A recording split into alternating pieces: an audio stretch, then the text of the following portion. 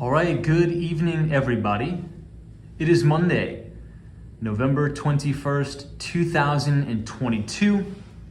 It is 8:48 p.m. Eastern. We are live from 57th Street Billionaires Row in the WeWork office here. Tonight, we're going to be talking about a couple things. Now, as everybody knows, this is a very, very slow week, I would say, on Wall Street. Trading volumes historically throughout Thanksgiving week are rather light. Same thing as we usually see leading up to Labor Day, and then usually after Labor Day, once everybody's back in the office, the conclusion of summer, those trading volumes pick up. But this week, obviously, is a shortened trading week, okay? So Thursday, the markets are closed, so equity indices or equity stock markets are closed. Also, bond markets will be closed as well. Now, on Friday, the markets do reopen, but it is a half day. Stock exchange will close at 1 p.m. and the bond market will close at 2 p.m. So let's take a quick look at futures here. If we look at the S&P 500 E-mini futures contract, we're trading up about 9 points. So trading at 3,967. If we take a quick look at the NQ, the E-mini futures contract for the NASDAQ 100, we were actually down pretty much all day today on the NASDAQ, but we are rallying a little bit in after hours trading here, up about 33 points or 11,621. And then last but not least, the Dow 30 futures, ticker symbol YM. We are also in the green about 61 points at 33,796. Now, it's important to mention here that the Dow is the only major equity index that is above both long-term 50-day and 200-day moving averages. The NASDAQ 100 is above the 50-day but below the 200, and the S&P 500 is just consolidating below the 200-day. Let's take a quick look at the dollar or the Dixie, ticker symbol DXY. Now, this is an index that tracks the relative strength of the US dollar against a basket of other currencies. Now, we had a pretty strong day, a huge bid in the Dixie today. I think intraday we got all the way up to 106. In after hours trading, or now, we are at 107 in the Dixie. If we take a look at that 10-year US Treasury yield, the US 10-year, I think bond yields were up a bit. Let me see if I can pull it up here. Bond yields were up a bit today, trading at 3.827%. However, we are still trading below the 50-day moving average there.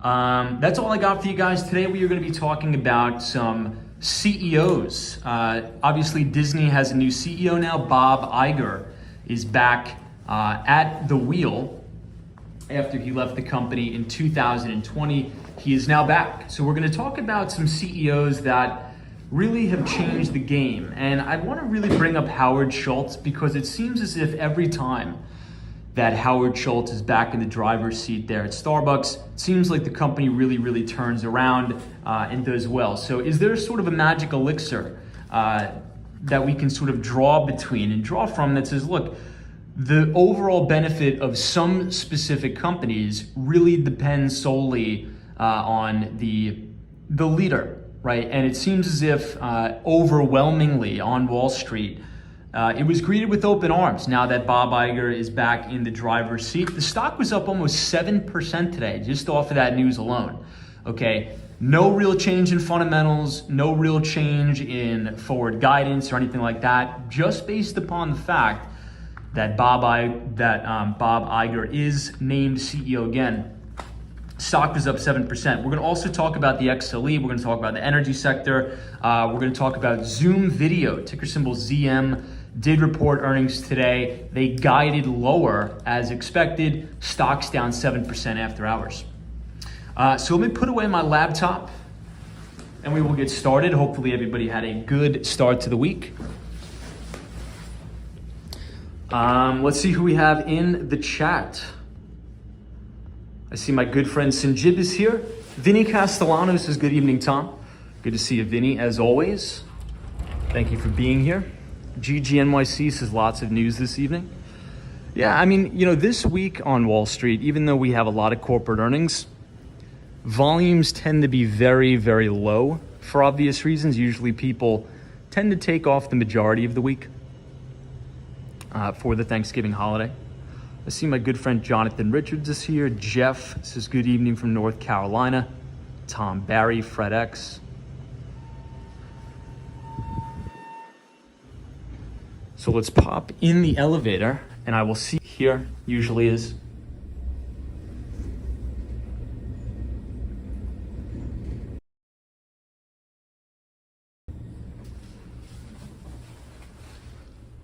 Lobby.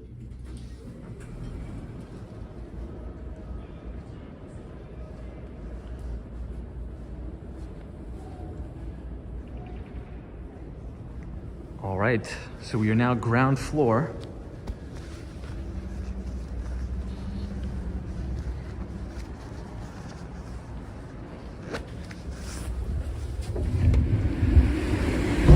And we are going to be coming out on 57th Street and 6th and a half Avenue. This is right here on Billionaires Row.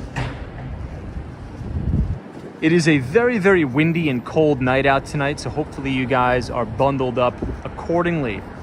On tonight's live stream, we are going to be walking down 5th Avenue. We're going to be taking a look at Rockefeller Center, and hopefully, if we have time, we will be seeing the Christmas tree right there at the News Corporation building. I believe they did the Christmas tree lighting today. And then we'll conclude the stream at the Hudson Yards. Let me make sure I didn't miss anybody. I see Dr. Longus is here. Photos from around New York. Good to see you. God bless. SME Media is here. The one and only Chris Beeman, Louis Garcia, Cena NSN. Welcome. Liz is here. Thank you, Liz, for being here.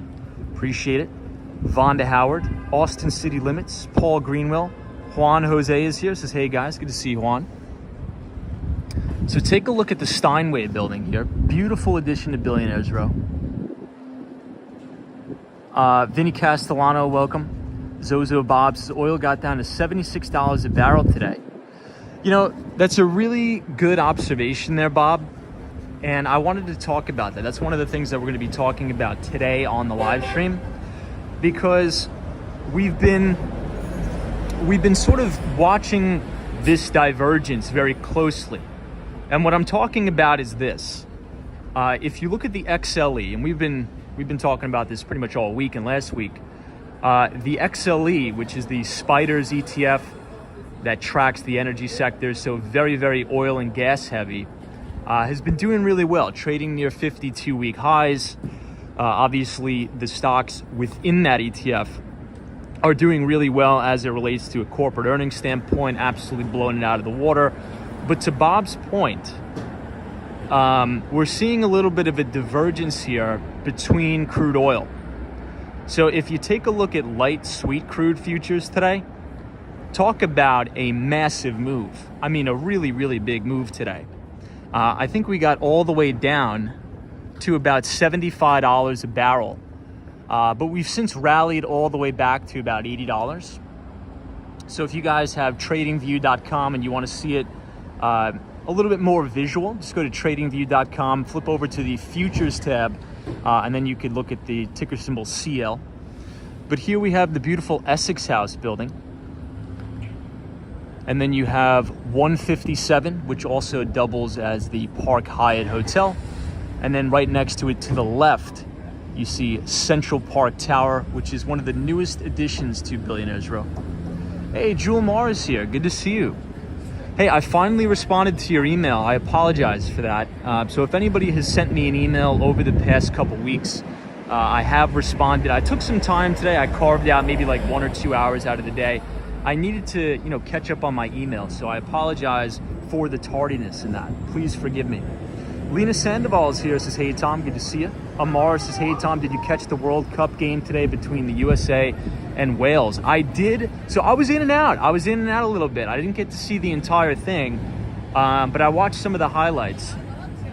Now, I think Christian Pulisic got the assist. So the United States scored first, but then I think Gareth Bale scored off of the penalty kick, which was a little bit nonsense. But look, it was a good game. I mean, good result, right? I mean, I think this U.S. national team is the second youngest United States national team on record. So I was pleased. I was proud of the result. To be honest. JR's here. Good to see you. But what about you guys? Do you guys catch any World Cup games? Now, I know England played, but I don't know what the score was. I was kind of busy today. Fairway is here. Says, good evening, Tom. I see my friend Dusty Cole. Sunshine after rain. Always appreciate it. Dan Zhang says, Tom, have you seen the news that Carl Icahn is holding a huge short position against GameStop? I feel like the Wall Street's bets army is about to go on a crusade again. You know, I didn't see that, but Dan, I saw your message about that. But the reason why I probably haven't seen that is because, as you guys know, I've muted all of the keywords for any of like the meme stocks and all that stuff. But that's probably why I haven't seen it in my news flow. But yeah, I mean, I didn't know. But supposedly Carl Icahn has a big short position in the stock. We'll see how that turns out. Ethan G says, I watched Senegal versus the Netherlands. Awesome. All right, Latha, we get it. Chris Beeman says, I have been watching Hallmark Christmas movies all day. Love that.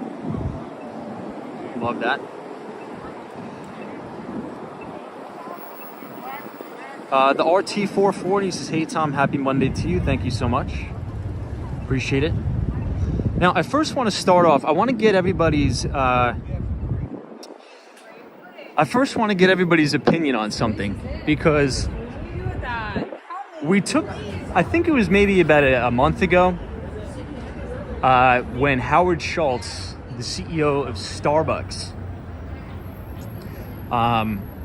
obviously he is the CEO now, but he's doing something a little bit interesting, a little bit different. He has his co-CEO, which I believe was a former partner at KPMG.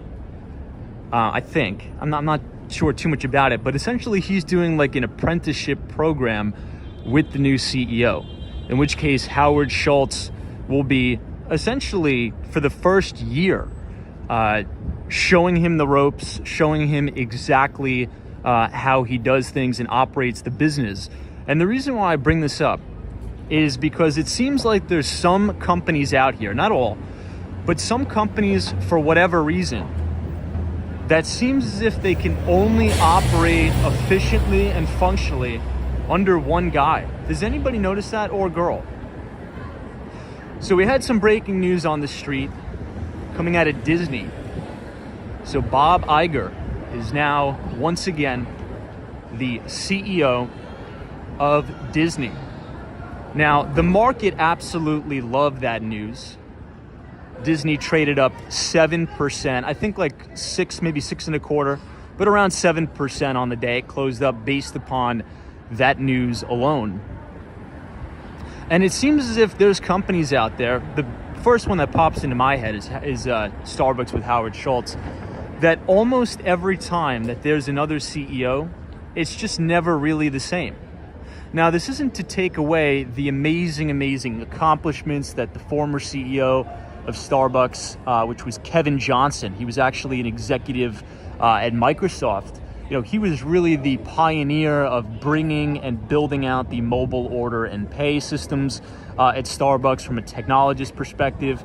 But if you look at the share price appreciation as it relates to Starbucks exclusively, there's been really no CEO who has brought more shareholder value than Howard Schultz. So I wanted to get everybody's take. What do you guys think about this impromptu move to put Bob Iger back in the driver's seat? Thumbs up, thumbs down, or indifferent? Yeah, Aunt Jemima says Bob is back. War Walker is joining us. Good to see you. War Walker says the screen is blurry. Let me try to fix that. Is it blurry for anybody else, or is it just... Try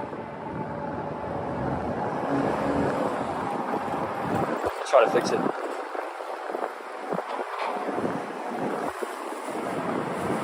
fairway says maybe looks like panic mode. Photos from around New York says I think Disney reached out to Iger to come back. Yeah, that's what I was reading too. I was reading an article in CNN Business, and it seems as if that's what happened. War Walker, maybe that's just you, my friend. Yeah, so I don't know. So Paz AZ2 says wish for someone new. How long will Bob stay? I'm not even sure. I'm not sure. I think this is pretty breaking news. I think it broke last night. But the market was loving it. Stock rallied hard today. Check out these candy canes here. They always decorate this building really, really nice. Outer Haven says, I don't think it's going to make a difference. Yeah, I mean, we'll see. I mean, the real reason why I bring it up, because I don't really follow Disney as a company. In full transparency, I just don't really have any interest in it. I know it's one of those great American companies, but for me personally, I just really don't have an interest. But what really caught my eye was just the fact, is just the move, right, in the stock. So somebody either knows something or is anticipating or knows Bob really well and says, look, you know, the good times are going to come back to roll. Now, again, being somebody who's not too familiar with Disney, doesn't really know the intricacies of how they operate, I tend to focus on enterprise software, as you guys know, and financials. But, I mean, it just goes to show that in some instances, with the right leadership, sometimes it's the magic elixir, so to speak, to drive shareholder value and shareholder returns. Now we are here at 5th Avenue, 57th Street. You were looking at the beautiful Louis Vuitton building. DWG, my friends, is OPEC increasing output by 500,000 barrels per day. This is DWG.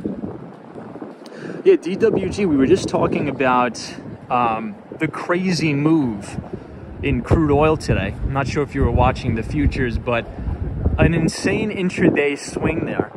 We got all the way down to about $75. We've since rallied back to 80, but it was a pretty big move. And if you notice, if you overlay, if you look at the XLE, which is the Spiders Energy ETF, and you look at crude, right when crude was dumping, ooh, it's windy. Right when crude was dumping and selling off quite hard, the XLE did the same thing, but pretty much rallied all the way back and negated all of its gains for the day.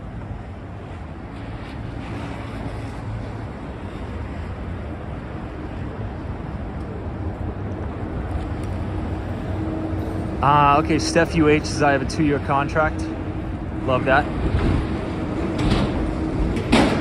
Dan Zhang says, Tom, what are your thoughts on Cathie Wood buying more than 1.3 million shares of Coinbase? She confused a lot of people with this decision. Yeah, I mean, look, I think, so my opinion on Cathie Wood in general is her strategy works in very, very specific market environments. Check out this horse and carriage coming here. And I think we really need to just to take it back to square one and understand the business cycle, right? And how the business cycle is really set first by monetary policy. So to quickly review, in order to kickstart the economy and drive growth, the central bank, in which case here in the United States, that is the Federal Reserve, what they will do is they will lower interest rates and then buy bonds to stimulate the economy and provide liquidity. In turn, that drives corporate earnings and corporate growth, in which in turn drives equity valuations. Now, another thing to think about as it relates to a lot of the stocks that Cathie Wood buys, if you've ever heard of a discounted cash flow analysis, now chances are if you've worked at an investment bank or a hedge fund or you're an analyst, oftentimes you would have to build these models, these discounted cash flow models. Now, you use a discount rate to value the present value of companies' future cash flows. This thing is really unique, by the way. Thoughts on this? I'm going to give it a 9.7 out of 10. Very unique. And when your discount rate is extremely low or near zero, the market commands a premium valuation for equities, right? Because the present value of those future cash flows are worth more today. Does that make sense? But in this case, the Federal Reserve has raised interest rates in increments of 75 basis points 4 consecutive times. And now in December 13th, December 14th is the next FOMC meeting. And interest rates are probably going to go up again. Maybe not in increments of 75 basis points, but probably about, if we look at the futures market, there's about an 80% probability of a 50 basis point rate hike. So the point that I'm trying to make is that when Cathie Wood is buying all of these very high beta, high frothy tech stocks, what I don't think she is understanding is that the market automatically has to discount these companies based upon the interest rate environment. So if you've noticed in 2020 and 2021, when all of these tech stocks were going gangbusters, like Zoom, right, ticker symbol ZM, that reported earnings actually today, when they were growing their revenues at 300% quarter over quarter, their future cash flows were worth more because interest rates were bottom of the barrel, rock bottom. But as rates start to go up, which they're going up right now, traders on Wall Street and the market in general has to revalue these stocks and discount them based upon a new discount rate. So to sort of wrap it up, I think Cathie Wood is kind of crazy. Now, I'm not to say that in a bad way. I respect her and I think she's great, but her strategy only works in an environment of extreme quantitative easing, and we are in the polar opposite of that. So hopefully that makes sense. That's my take. East 56th Street and 5th Avenue, right outside the Trump Tower. You know, every year they have these, a different, I would say, figure. So over here you had the fire truck, it looked like an FDNY fire truck. Here you have a dreidel for all of our Jewish listeners who celebrate Hanukkah. Happy Hanukkah, everybody. I think these are really nice. It's a nice touch to 5th Avenue. Looks really good.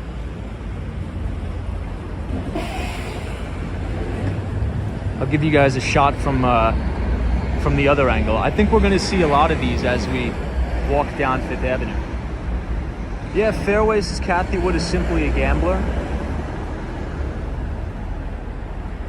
Julia M says Tom Saudis denies the output. You know, maybe that was the reason for this wonky move in crude oil today. Now, I wasn't watching it too closely because I was just so busy with... So here was my multitasking for the day.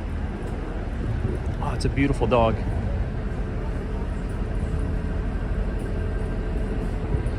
Here was my multitasking for the day. Responding to emails, right? So on Walks on Wall Street's channel, which I knocked it out, by the way. Number 2, doing regular work for my job. Number 3, the World Cup. And number 4, trying to keep an eye on the markets and then listening into some earnings reports. I was on the Zoom earning report. But I mean, maybe some of that false narrative is what drove the price of crude today. Yeah, MSK says maybe it's a golden doodle. I think so. Looks like a golden doodle. FredX, God bless you, my friend. Thank you for being here.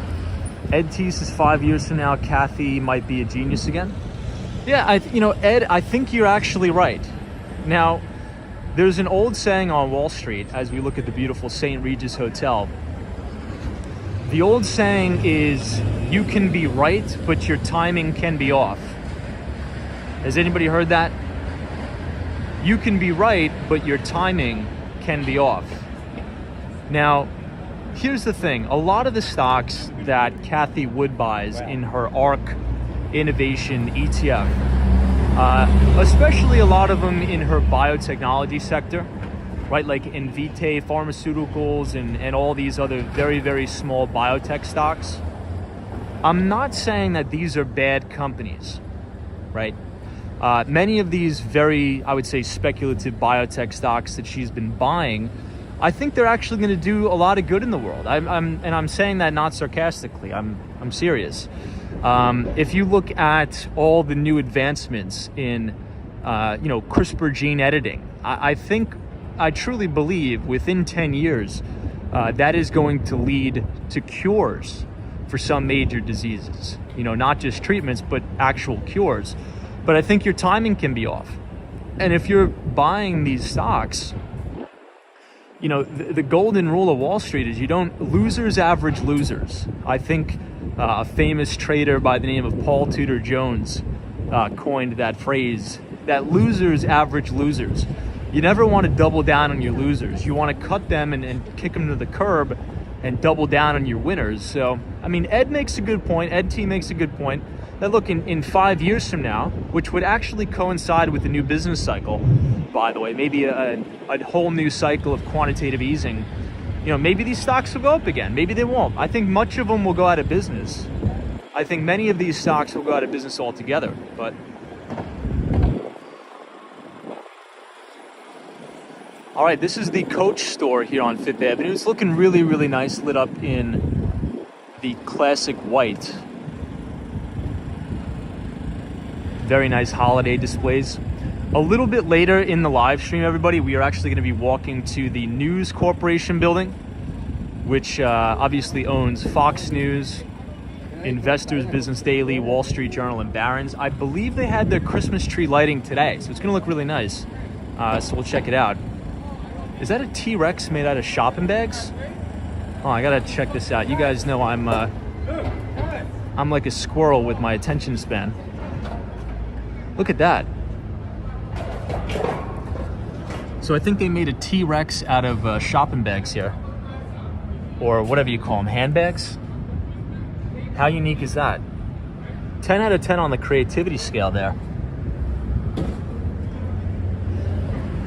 Look at that. Amazing. CM says, I think Kathy Wood will be out of business in 5 years. Yeah, we'll see. I wrote a piece on this. I see my good friend Lupe. Good to see you, Lupe. Always appreciate you being here. I wrote a piece on this in the Behind the Street newsletter about 6 months ago. I think it was more than that. I think it was 8 months ago. And I think the title of the piece was something along the lines of the first stocks to fall when interest rates rise are these very high beta, high frothy growth stocks. And that's exactly what's happening. And then there's an old saying on Wall Street, the last stocks to be shot are the generals, right? And the generals in this market were the big FANG stocks. So you could think about, your Amazon, your Microsoft, your Googles, Apple. Those are the last stocks to really crack. And over the past, I would just say the last month, those stocks have really been accelerating to the downside here, which usually signals that the worst of the selling is over. So, that's at least some good news. I quickly want to take you guys across the street just to show you this display here. I think they just put this up late last night, so we haven't seen this. Just to give you guys some perspective of all the holiday stuff going on. Will M is here. Good to see you, Will M. Gary Carpenter says happy Thanksgiving. Happy Thanksgiving to you too. We're going to keep counting the streets until we get to 48. We're at 54. Emmanuel says, what investor do you like the most in all ways? So I'd say the two investors that I'd say I look up to the most and my style matches, or at least I try to replicate the style of investment,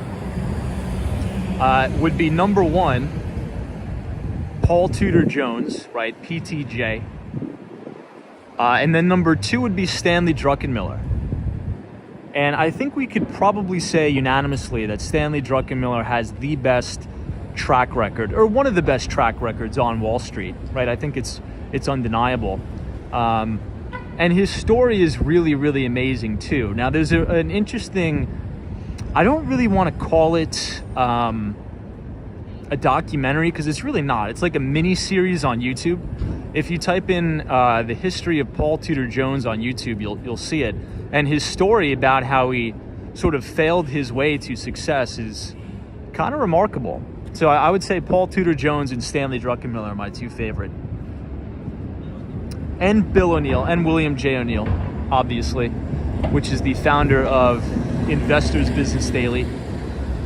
I would say those are the big three, I would say. Brad's Brain, always a pleasure to see you, my friend. Thank you. Appreciate it. Edward Adams is like the dinosaurs, probably worth $2 million. Wayne McKay says every bull market has its own star guru. Cathie Wood was the star of the last bull market. There will be a new one in the next bull. You know, Wayne McKay, you are spot on, dude. You are spot on. Now, a good friend of mine, Jim Ropel, who is the managing director, PM at Ropel Capital Management. We'll head back down this way. I think you guys had a nice enough view of these.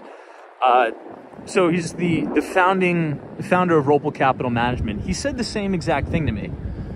He was texting me. He's like, you really got to be cognizant of who the mainstream financial channels are parading around, right? Because at the end of the day, and we'll wait for this truck to go by. Because at the end of the day, and I'm not really one to, super hate on CNBC. I think they have some great journalists. I really don't think they get a lot of flack, right, from a lot of people on the street, especially a lot of retail investors.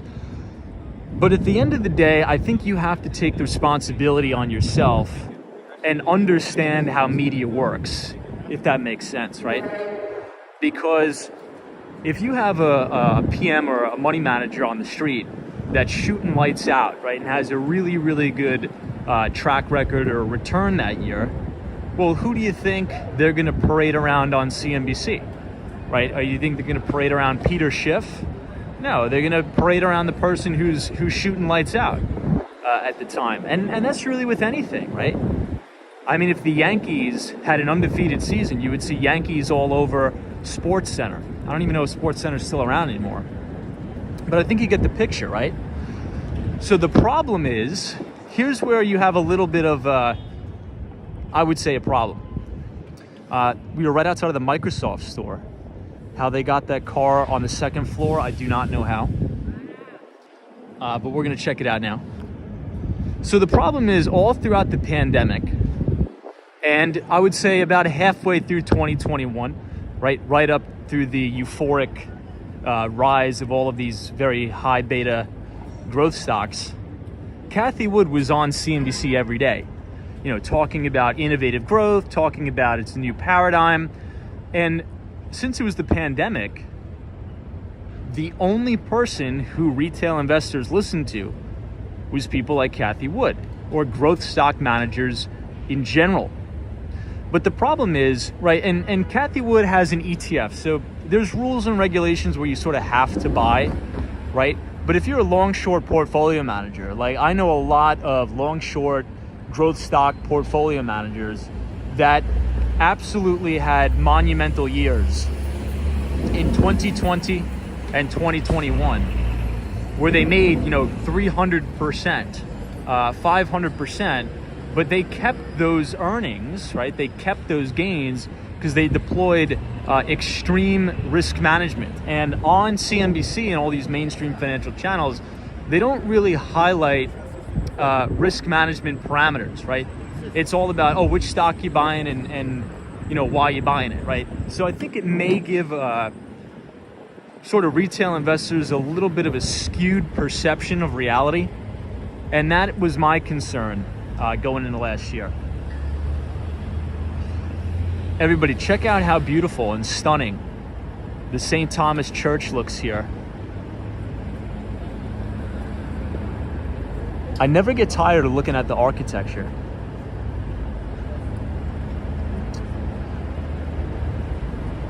Greg says, yes, Sports Center still exists. Love that.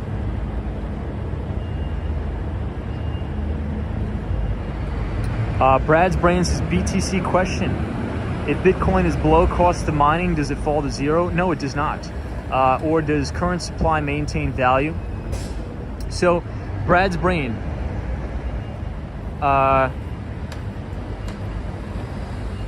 Brad's Brain, I got some data to share with you, my friend. I may DM this to you on Twitter because I have to ask my friend if I could share it. But it's all about historical trends of hash rate, as well as the cost of mining exceeding the price of Bitcoin, right? So in theory, if it costs you X amount to mine Bitcoin, but your energy costs and all your overhead is actually more, well, you start to have huge liquidity crunches in the market where smaller, less capitalized miners in the business either, one, have to start digging in to their inventory of BTC and selling it to cover their overhead, which usually leads to massive capitulation events. So one of my really good buddies, he's an analyst at well, Brett, I'm going to send it to you. I'll send it to you. I'm going to send it to you on Twitter. If you send me a DM on Twitter right now, I will remember. I promise you. Because I got to run it by my friend. I want to send it to you. The Usual Suspect. Thank you so much for the $10 donation, my friend. So stay warm, Tom, and happy Thanksgiving, everybody. Thank you so much. I appreciate that. Happy Thanksgiving to you, too. And thank you for supporting the channel with your generous and kind donation. I appreciate it very much.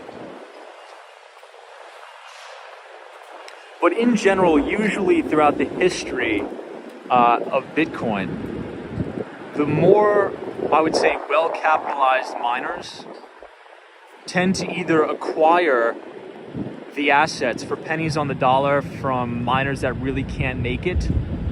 And this is why Bitcoin tends to bottom, and really all markets too, by the way, tend to bottom on these massive capitulation events where the news is so bearish, right? The news is so bearish, like you're shaking in your boots. You're like, why the hell do I own this thing? Why would I ever buy it? This thing's a scam. And you have this just thunder volume ripping through the market. And it seems like things crash just at a phenomenal rate per hour. And I think we're close to that. If not there already. All right, Cartier store once again. I think I said this before, but I love the classic white. Sometimes the white lights are better than all the multicolor, I would say like the tricolor stuff. This looks a little bit more classic, I would say. Deep Value Alex says, hey Tom and team. Hope you all have any glitches or bugs with Twitter running with the limited staff. I haven't had any glitches or bugs, but I know they were talking about that online. Let me just get out of the way of these construction guys.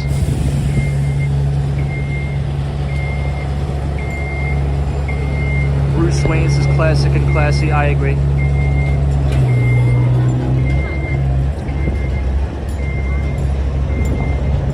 Will M says cool shot of the steam vent. Yeah, the colder it is, the more steam you can see, obviously.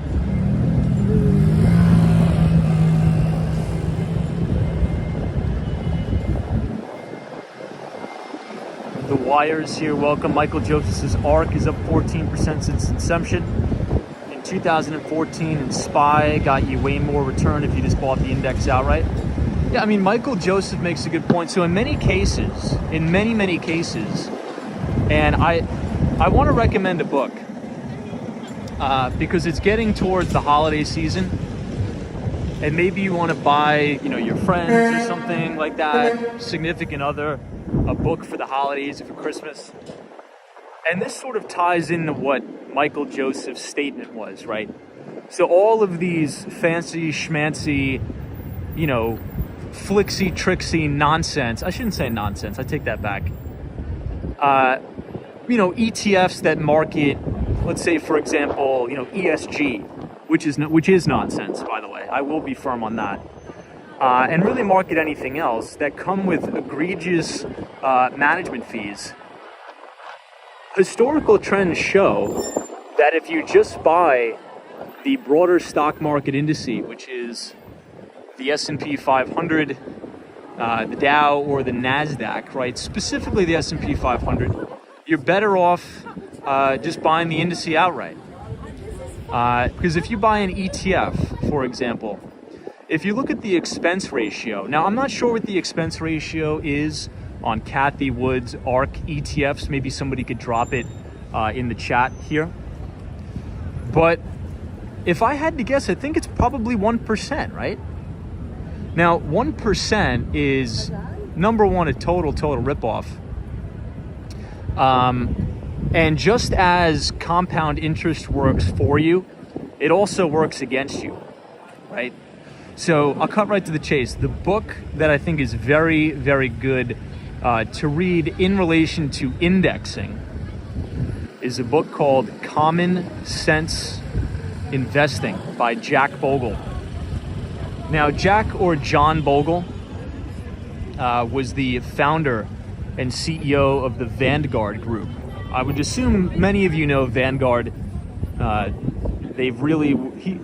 Bogle was really the pioneer of indexing on Wall Street. And he was really the first one to call out a lot of the nonsense that was going on in the mutual fund industry specifically. Because back in the day, and maybe some of you are old enough to remember this, but if you were to buy, let's say, a growth stock mutual fund or a money market or like an all stock mutual fund, right? Oftentimes it would come with something called a front load fee, okay? So LAOD fee. And that could be as much as 5% on the front end. So let's say if you wanted to invest $10,000 into this mutual fund, well, they're going to bang you for 5% on the buy, and then on the back end load fee, it's also 5%. So they bang you at 5% on that. Oh wait, then there's an annual management fee, which was usually about 2%. So by the time you got any returns, they were all negated with all these egregious fees. So what Jack Bogle said was, let's make a product that tracks the broader stock market. This is St. Patrick's Cathedral, by the way. Interesting how they have this lit up. I've never seen this before in my life. Jack Bogle said, let's make a product that tracks the overall indice with a very, very low expense ratio that the mass public could just dollar cost average into, and they would just get the broader stock market returns, right? So you have exposure to all 500 companies in the S&P 500, and historically, the S&P generally returns about 8% per year over the long term with dividends reinvested. So it's a good point, my friend. It's a good point. Oftentimes, many of us are just better indexing towards the S&P. Yeah, FredX is 11.5. I've never seen it in my life with the St. Patrick's Cathedral lit up so beautiful like this. I wonder why they chose this color, by the way. Black Angel is here. Says, hello, Tom. Good to see you. Mike C says, I remember having to pay fees just to get a stock quote. Oh, my God. Was that a thing? I didn't even know that was a thing. It's insane.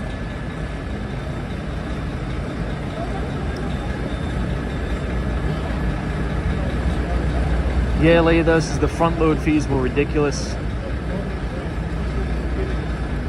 Yeah, doing okay says Bogle really brought Wall Street to Main Street.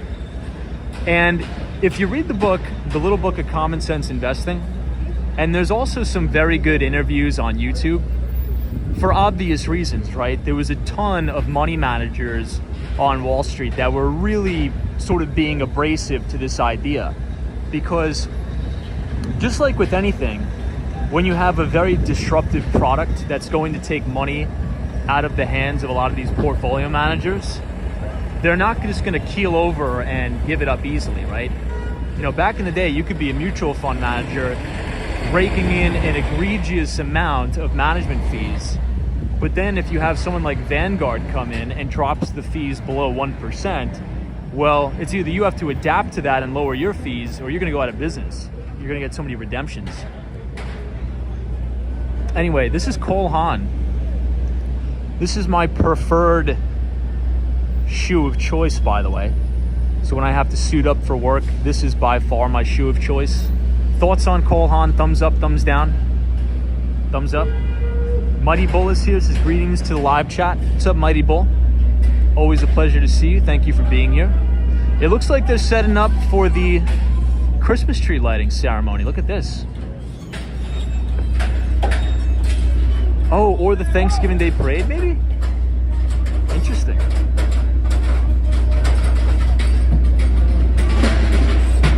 But if you guys like the topics we talk about here on the live stream, if you scan the QR code on your screen and punch in your email, a lot of the stuff we talk about on the stream as it relates to investing in finance, I write a free investing newsletter where we talk about the US equity markets, emerging markets, fixed income, real estate.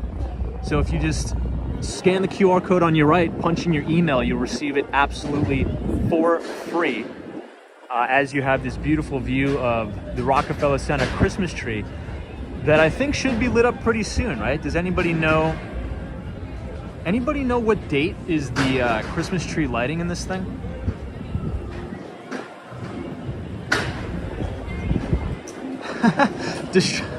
Destructionist is Tom. My fanciest shoes are my purple Crocs.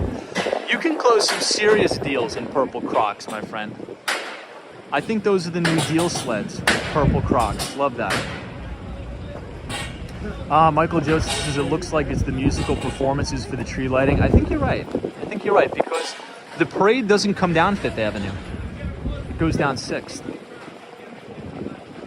Okay, Outer Haven says it's November 30th that they do the tree lighting.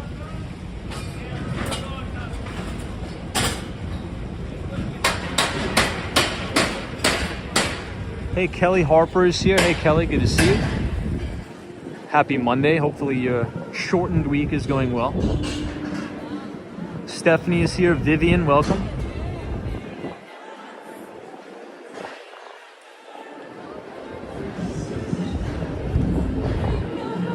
This is one.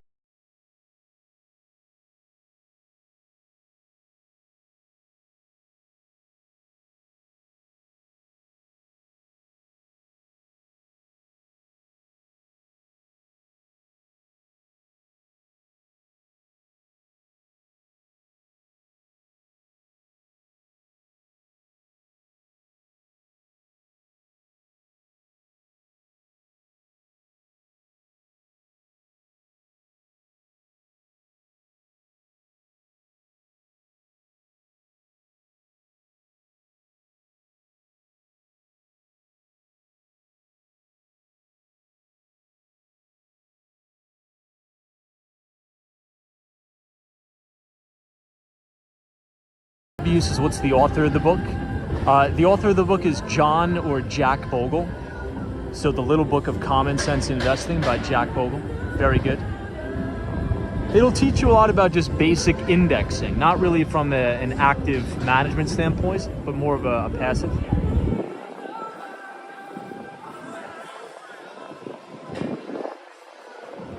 But if you look this way, this is actually Saks Fifth Avenue. And they've been putting up the light display on the building. And I think we actually may get a little bit of a preview of it tonight here.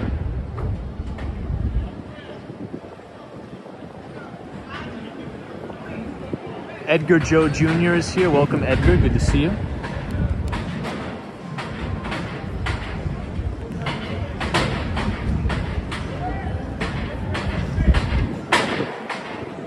Nikki Kennedy says, love Cole Haan, great quality. They're fantastic quality and it's not expensive. That's why I really like Cole Haan, because there's a lot of extremely expensive shoes and I just don't really see a need for it, right? I would say Edmund Allen's, anybody's heard of them. Extremely expensive, but I think Cole Haan is just as good for a fraction of the price. So I agree. All right, so now we are coming up on the famous ice skating rink here at Rockefeller Center. Wow, look at how packed it is tonight.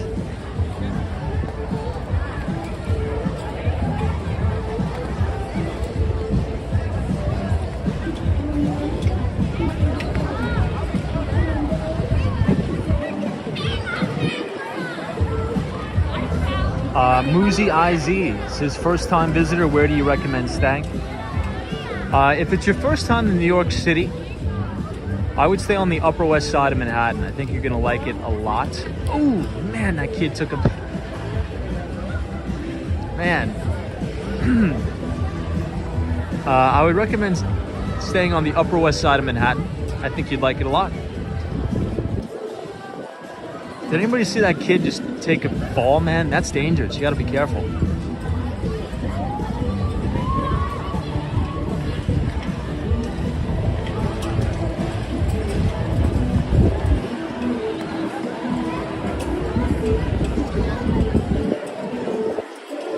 Boomer Bob, love the username. Good to see you.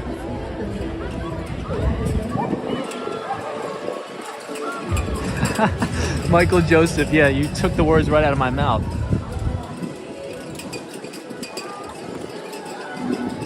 So Dan Zhang says, Tom, are you going to stream the Christmas lighting at Rockefeller Center? Probably not. Just because I don't really like crowds that much. Like, I think it's going to be so many people this year. Now, I think I said this before. This year, in my view, right, sort of going back to our financial topics, this year I think is going to set records for holiday travel for Thanksgiving and Christmas specifically. And I think the Macy's Thanksgiving Day Parade is going to have record attendance, and also the Christmas tree lighting is going to have record attendance too, because we've seen consumers shift away from durable goods to more services, right?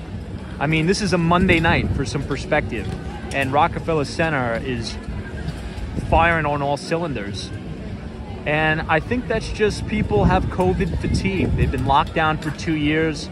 They want to come together. They want to visit major cities and they want to have a good time. So I think you're going to see record occupancy rates at hotels across the city. Not only in New York, but cities all over the United States.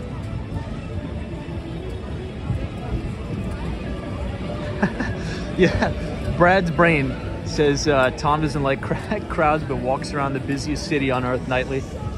That's a good point. But I think at night, you know, for some perspective, we do walk around every night at 8:30 p.m. Eastern time. But during the day, that's when the crowds are really turned up. This is pretty much, you know, comparison to what it's like during the day, not a lot of people. I think that's why I like doing the streams at night too.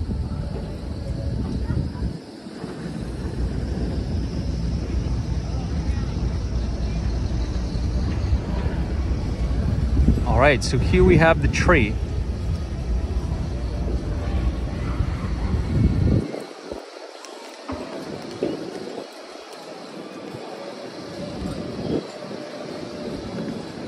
Smee Media says, Tom, a little bit of anecdotal data here. A friend flew from Texas to DC in October. All of her flights were full, to your point. Yeah, I mean, Smee Media. So I'll give you another piece of anecdotal data. My flight, when I flew back to Miami, was so packed. There was actually people on standby that couldn't get on. And when I flew into New York last week, the plane was absolutely packed. And Miami International Airport was slam packed as well. So I think this holiday season is going to set records, to your point. Jesus' skating rink, absolutely beautiful. Looks like a quaint English village. Can't wait for the tree lighting. It's all worth the wait. God bless you. God bless you too. Thanks so much. Appreciate it.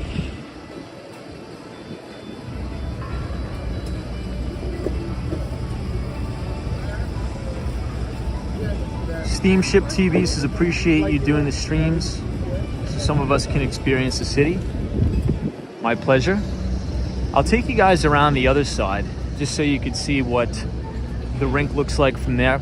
I do want to mention, everybody, because I promised we would cover it tonight on the stream, and I think it goes right in line with our conversation talking about Kathy Wood, who is a growth stock money manager. Now, if you remember from Sunday night's live stream, so last night is when we do our stock market, a look ahead, we talked about how Zoom Video, ticker symbol ZM, was going to report earnings today, and they did. Now, even though they did beat on the they beat on the bottom line, they came in line with analysts' expectations for revenue. I think it was a really, really bad quarter, and I'll sort of explain why. Oh my gosh, the wind is absolutely brutal here. I'm not sure if you guys could hear it in the mic, but Zoom is down, I think, 7% after hours. Could anybody maybe look at where Zoom, ticker symbol ZM, is trading at now? I think it got clocked after hours, down about 6 points or 7%. Earnings per share came in at $1.07. Analysts were expecting 84 cents a share, so they beat there. Revenue came in line with Wall Street expectations at $1.1 billion. Now, here was the highlight, okay? Before I sort of get too negative, I'm going to give you guys a highlight. Now, whenever we're talking about SaaS companies or enterprise software companies in general that sort of bill on a recurring revenue model, I would say ARR or MRR. So those acronyms stand for monthly reoccurring revenue and annually reoccurring revenue.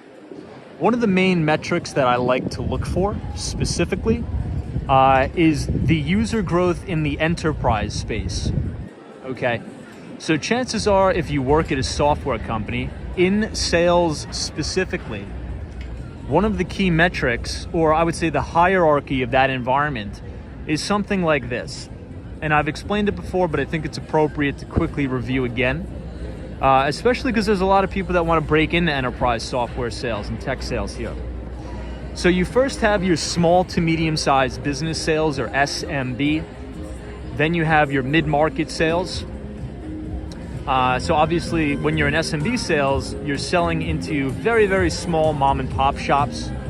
Mid-market, probably around 250 or so employees.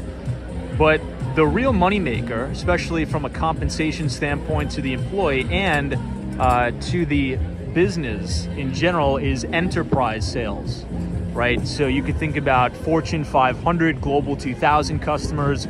That is where the space you want to play in.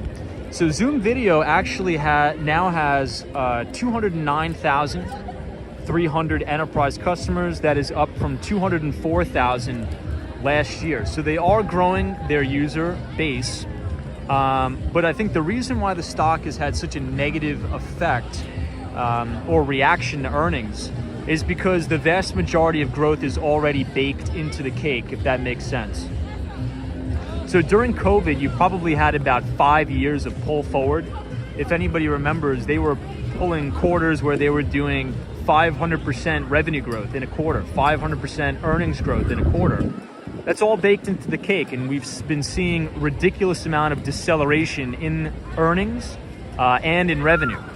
Now, the market, or the stock market in general, is a forward-looking indicator, right? So you buy a stock not for what the company produced. Man, there's so many people falling. I'm getting so distracted watching everybody bust or fall. Oh, man. But the stock market is a forward-looking indicator. So if you're going to buy a stock, you're not going to buy for previous growth. You want to buy for future growth. And I think a lot of the growth is sort of baked into the cake for Zoom, on top of a ridiculous amount of competition as well.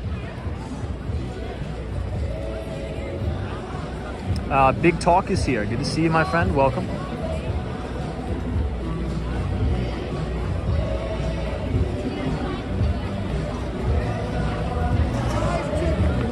Billy says Zoom is down 7% after hours.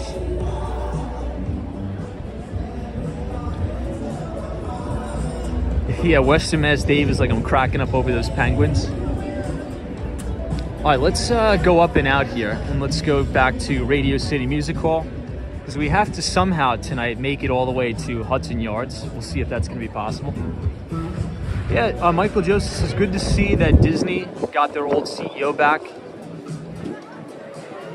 Yeah, we talked about that a little bit as well. We'll go this way. Now, Bob Iger is back in the driver's seat. Stock popped 7% on that news alone.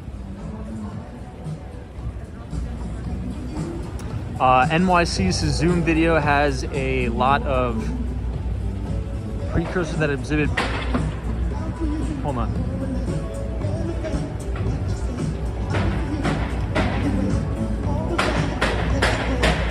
Yeah, I think it's just yeah, I'm not a Zoom bull in any case, in any event, in my view. Because I mean, there's so much competition, right? And we sort of talked about this last night. Microsoft Teams. So in my working world, I get meeting makers from Microsoft Teams, from Cisco WebEx, from Blue Jeans. Has anybody ever used the sort of UCaaS service called Blue Jeans? Now, I think it was acquired by Verizon back in the day, maybe 2 years ago. But for some reason, I've been getting increasingly, I would say I've been getting more than usual meeting makers in Blue Jeans. Has anybody ever got those too? Julie M says yes. Elliot Wave Review says, Tom, do you consider yourself a carnivore Bitcoin maximalist? I wouldn't say I'm a maximalist, but as of right now, I would say more so maximalist than not. Liz says yes for Blue Jeans. Chick-fil-A used it. Yeah, I don't know. I think it's competition, right? And speaking of Disney, I think streaming services is a very, very crowded market. And we saw this with Netflix valuation dropping. I mean, the stock price dropped, I think, something along the lines of 80%. Now, we have rallied back to the 200-day, but maybe that's some sort of a dead cat bounce event. But first mover advantage is very, very important. And this always brings me back to the interview that Jeff Bezos did. I think it may have been with Andrew Ross Sorkin back in the day. And he said one of the things that really propelled Amazon's growth was not their e-commerce business, but their cloud services business, which is AWS, or Amazon Web Services. And Amazon Web Services had a first mover advantage, right? AWS was before Microsoft Azure. They were before Google's Google Cloud. And I think Netflix had first mover advantage on streaming. And it seems now that there's thousands of streaming platforms like Disney Plus, like Peacock. I mean, I could sit here and name them forever. So I think the industry is just so crowded. And when industries get very, very crowded, it really sucks all the alpha out of it.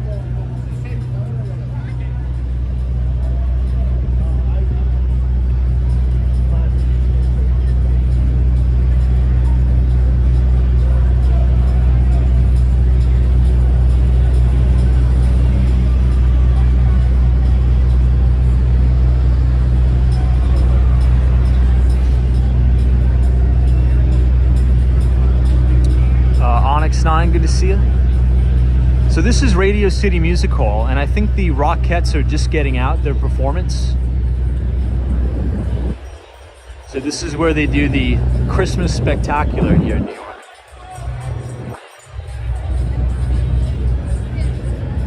Yeah, Mike C says Andrew Ross Sorkin looks too young to have back in the day on his name. Agreed.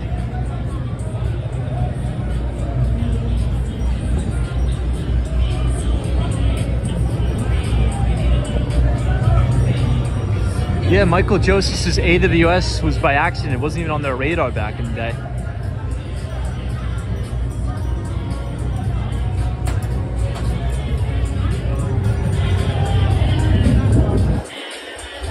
I will warn you, if you ever come to New York, definitely avoid all of these rickshaw things. It's such a ripoff, man. I mean, it's very, very expensive. But if you guys are enjoying the live stream so far tonight, feel free to leave a like on the video and hit the subscribe button if you're new. We do these live streams about 5 days a week between New York City and Miami. And we'd love to have you along for the ride. Now, I think there's a dead zone here, so I think we're gonna have to avoid it. I'm gonna try if we can see if we can cross the street.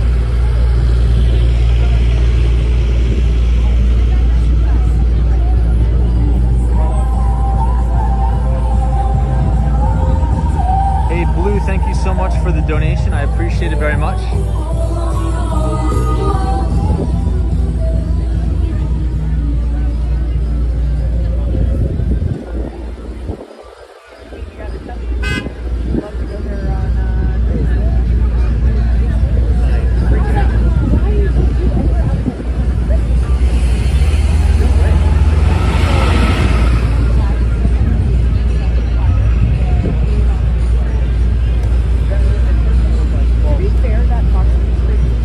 Yeah, gee, that's true. You make a good point. But I just think, I mean, you could just walk around. I don't think you really need to get in the rickshaw things. It's like $100 to go 20 blocks.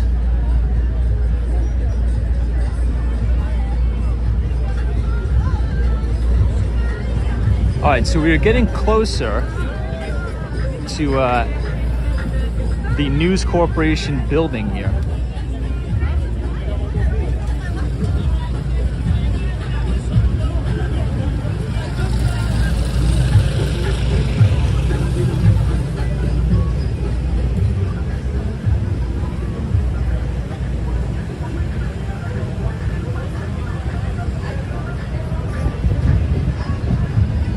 I really like the trees here, how they're decorated.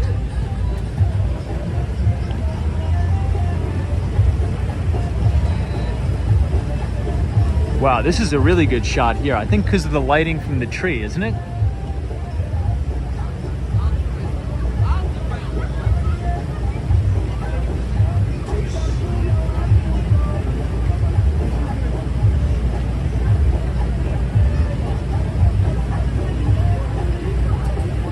Hey, Sohail is here. Says hello, good to see you, my friend.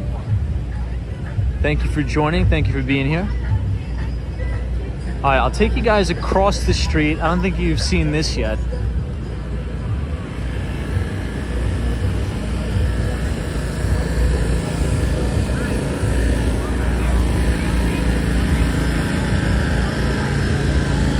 They put these candy canes up every year. Looks really good.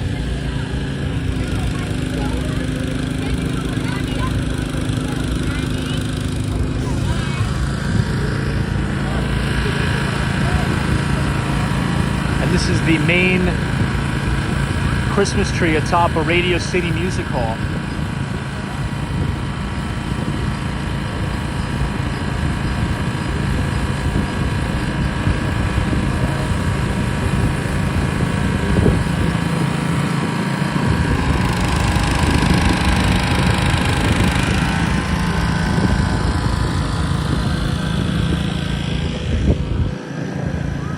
Yeah, Park Avenue looks really nice too. Western Mass Dave says, hey Tom, how did your Monday go? Monday went really good. It wasn't as busy as I'd expected. I mean, it wasn't busy at all. I was expecting that. Because usually a lot of decision makers in major companies, they really take off during this time. So the entire Thanksgiving week is usually, I mean, if you're in the sales business, it's usually shot. It's usually dead. Now, as it relates to the stock market, trading volumes are some of the lowest levels they've ever been all year, the week of Thanksgiving. Now, we really compare this to exactly what we've been seeing leading up to Labor Day, right? So the week leading up to Labor Day, sales volumes on stock exchanges are extremely light, right? Because Labor Day is the real last hurrah on Wall Street for managing directors, portfolio managers, hedge fund managers. to have a good time out in Martha's Vineyard in the Hamptons. But then after Labor Day, everybody's all back in the office, and that's when you have volumes pick up a lot. And you've noticed a lot of the big moves in the market happened right after Labor Day. Now, we're going to be going into December, which means we are going into a period of window dressing. And I think I'll do a deep dive on sort of what that means and what we need to be looking out for on a later live stream. Maybe after the holidays, just so we can have a little bit more focus on it. But also tax loss selling. And this is why I'm also quite bearish. And I think there could be a potential short setup here for a lot of these individual stocks who have really been hammered, right? Because all of these stocks, these very high beta growth stocks that are down 80, 90%, well, chances are they're going to be pounded even more going into December, because a lot of people are going to be selling these names for tax loss selling. But more on that later.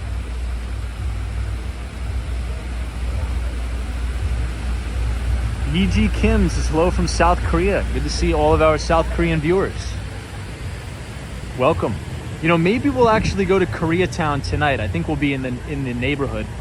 So Koreatown, for those of you who don't know, is 32nd Street, very close to Macy's and Herald Square. And Koreatown's probably really beautiful tonight. Probably really busy too. Good to see all of our viewers from South Korea. Good to see you guys. Thanks for being here.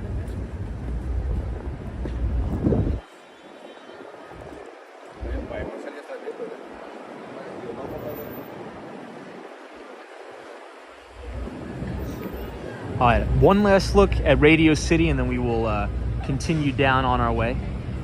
Bryant Park is going to look really nice too.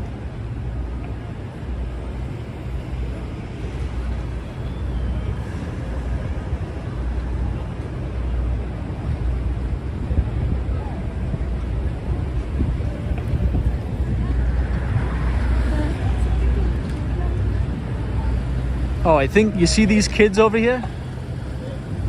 I think these are all the kids that are coming here from out of town to march in the parade, right? The Spirit of America, I believe. Am I right on that? Hey, Teresa Diaz is here. Good to see you. Brad's Brains says, Tom, you headband to Miami next week? Or you headed to Miami next week? Or did you rent the house out again? I rented it out again. And, let me cross here. Yeah, I think these are the people who are going to be marching in the parade. That's kind of cool. So if you watch the Macy's Thanksgiving Day Parade, you'll actually see all the people, which are these people right here. I think these are like cheerleaders from different high schools, things like that across the country. And they come here for the week in New York and, tour the city, have a good time, and then march in the parade. Okay, Kelly Harper says, yeah, they are the performers.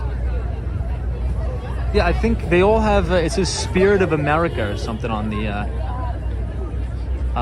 shirts. Maybe that's the group. Michael Joseph says, yeah, they get kids from high schools all over the country to join in the marching band. Very cool. I mean, it must be a good experience for kids that are not from New York, right? Especially if you're from like a flyover state. Very different, probably, the culture. Hey. Okay, but Charlie Richardson, good to see you, my friend. We were just talking about Zoom Video's earnings report, and then we were also talking about this very interesting and weird divergence that we're seeing in the XLE and crude oil futures. So crude had a massive sort of capitulation event all the way down to $75. But then we've sort of rallied all the way back up. Now, that may have been because of some fake news that was coming out. I think Julia M.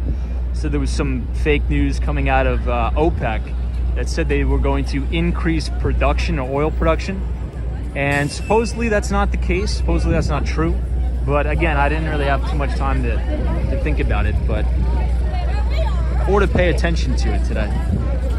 I'll have to brush up on it once I get back on the train. All right, so this finally lit up. This is the News Corporation building.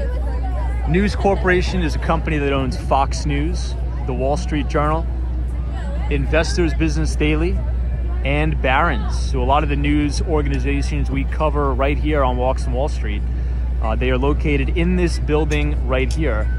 And they had their tree lighting ceremony today.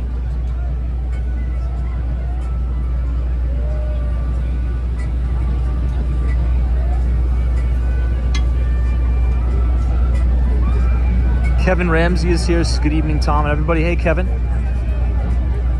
Jay says it's a big deal for a lot of people to be in a big city like New York. Some people only go once in their lives. Yeah, I mean, it must be an awesome experience for them. It's fantastic. You know, I think, you know, when I went to college here in New York at a city school, local city school, and what I've noticed from the international students that I've met, specifically from Korea, China, Turkey, other countries put a lot more weighting on having students travel when they're really, really young. And here in the United States, we don't do that, which I actually think puts us at a disadvantage. So some of my buddies that I met in college from other countries, they've been not to every single country, but they've been around the world many, many times. And a lot of Americans tend not to do that for whatever reason. But I don't know, I think it's good for younger kids to be more cultured, learn more languages. I think it'll help them excel in business too. All right, we gotta rate the tree. Scale of 1 to 10. In the chat, what do you guys think? Scale of 1 to 10, this Christmas tree right here at Fox News. I'm gonna go,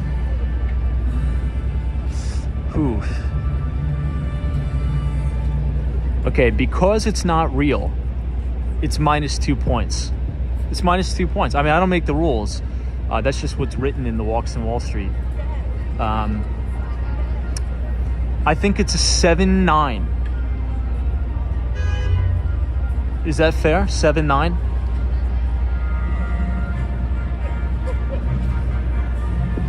Looks great though. I think they did a good job. Hey, Sunset Blue, good to see you. Jordan's a 6. Dr. Steve 7-6. Pit to NYC says it's a 10. Yeah, I mean, it looks pretty good.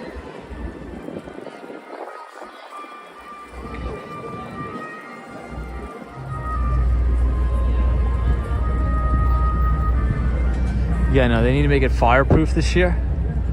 Yeah, a disgruntled gentleman burned it down last year. All right, we gotta kick up the this walking speed here. I'm getting a little bit off track.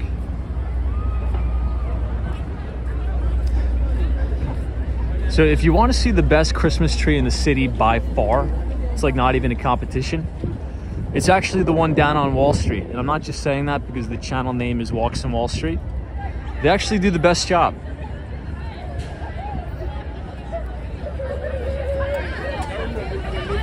You know, since not too many people... Oh my God, I thought that was a newborn baby that dropped out of the stroller. Did anybody see that? I almost had a mini heart attack, but it was like a little kid. He was like 3 years old, so he was good. We'll see if we can go to that lighting ceremony. The building to your left is the Marsh McLennan building. That's my old office. Now, speaking of Jeff Bezos, there's a quantitative hedge fund that goes by the name of D.E. Shaw. So David E. Shaw and Co. They are one of the most successful quantitative hedge funds on Wall Street, right here in the Marsh McLennan building. I think they're on the 5th floor. Now, Jeff Bezos, that was his first job out of college. He was an analyst for David E. Shaw.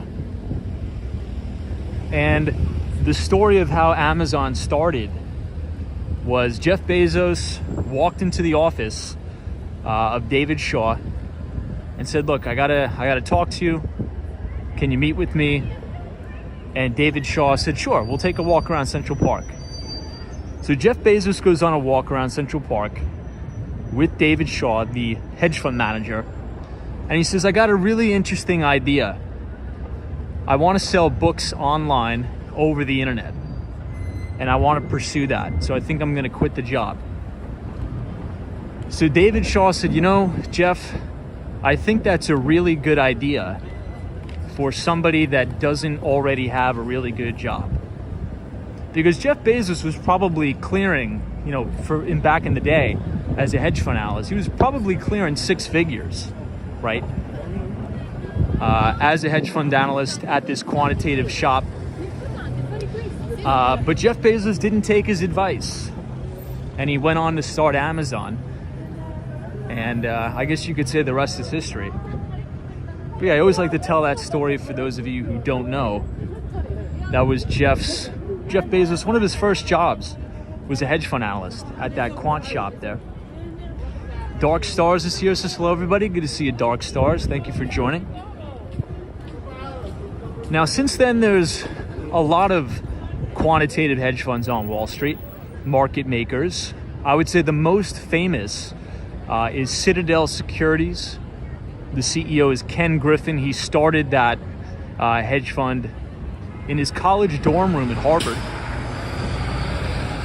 This is the One Vanderbilt building here, lit up in beautiful blue. It's fantastic. Supposedly the observation deck is one of the best in the entire city. I have not been yet. But then you also have, aside from Citadel Securities, you have 2 Sigma. So 2 Sigma is a computer science, quantitative-based hedge fund as well. They also have their platform VENN, VENN by 2 Sigma, which they sell to money managers for risk management protocols. And then you have Jump Trading and Renaissance Technologies. But I would say out of all of them, I would say Renaissance Technologies is probably the most successful as we look at track record.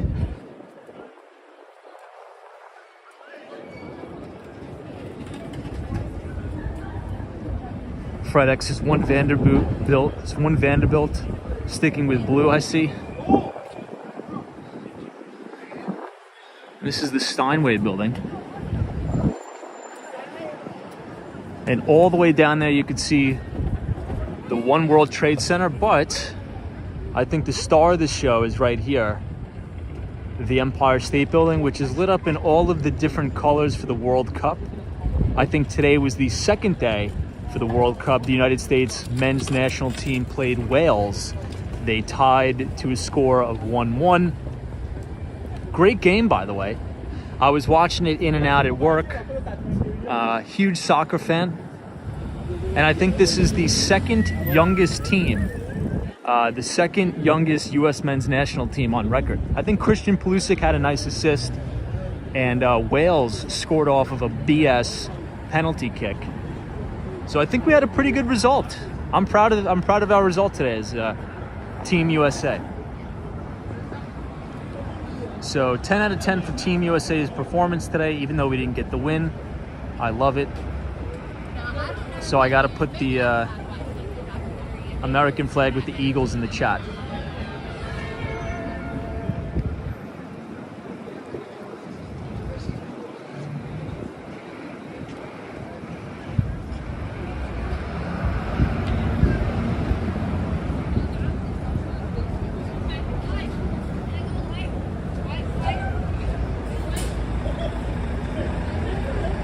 Oh, Will M, no way, dude. That's insane.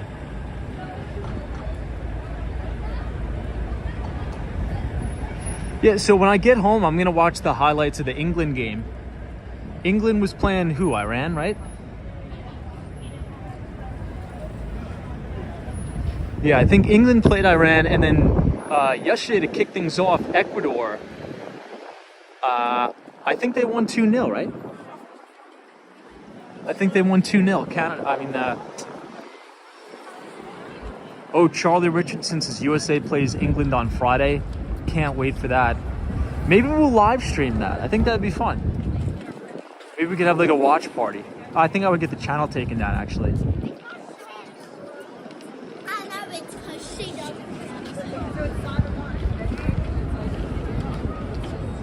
Lucrative says thank you for the live stream. Thank you. Elliot Wave Review says Canada has a great team this year. Did they qualify for the World Cup? I don't even know if Canada qualified. Did they? Hey, John says I worked right over here. Great memories. Yeah, John, this is a great location to work, my friend. You're right here at the Bank of America Tower, also Salesforce Tower, ticker symbol CRM, Mark Benioff's company. Now, Salesforce is the enterprise software company that really pioneered SaaS, or software as a service. And they actually, well, I shouldn't say just acquired. It's been about a year now since they acquired Slack. So Salesforce acquired Slack, which was actually a publicly traded company under the ticker symbol WORK. Now, it was funny because there was actually some accusations way back that an Australian software company that goes under the ticker symbol TEAM or TEAM, CEO is Michael Cannon-Brookes. You know, there was rumors swirling that Atlassian was going to acquire Slack, in which case, you know, Team would have acquired Work, ticker symbol TEAM and then WORK. Anyway, now I think that leads us on to our next topic, and that is the importance of risk management. The importance of risk management. Because obviously we had Zoom Video, ticker symbol ZM, report earnings today. Massive deceleration, huge earnings or margin compression. And it just goes to show that no matter how much you love a stock, it seems like it's going up every day. You have to part ways with it when it violates some very, very specific parameters. And those parameters can be ones that you set yourself. So Atlassian, speaking of Atlassian, was one of my biggest winners I've ever had in my life. I've owned the thing almost since IPO, and I had to part ways with it early on in the year because you saw massive volume coming out of this thing in an environment when interest rates were increasing. So if you remember from the beginning of the live stream, we were talking about discounted cash flow, right? So something like DCF. So chances are if you've worked at an investment bank or at a hedge fund, or even if you're just managing your own money, you probably have built discounted cash flow models. And finance is all about figuring out the value of a company's future cash flows. And you do that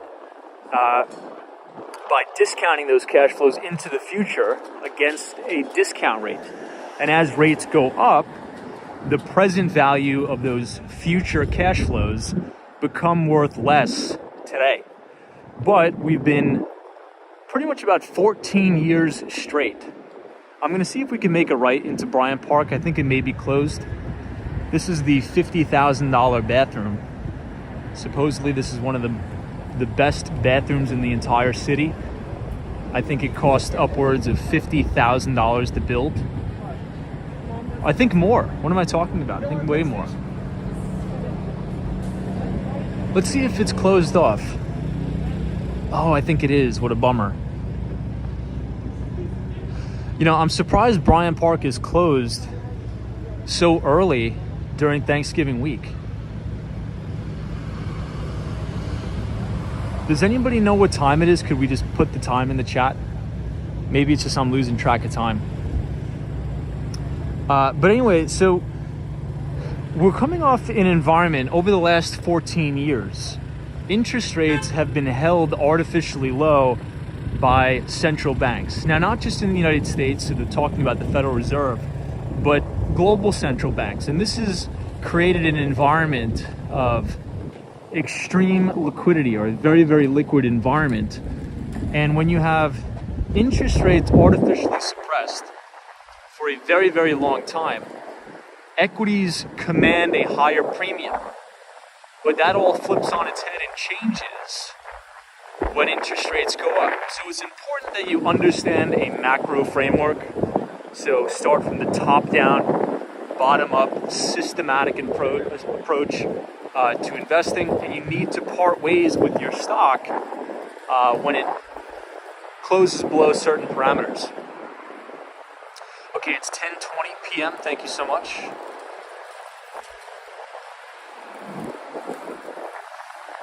This is a beautiful view of the Chrysler building right here.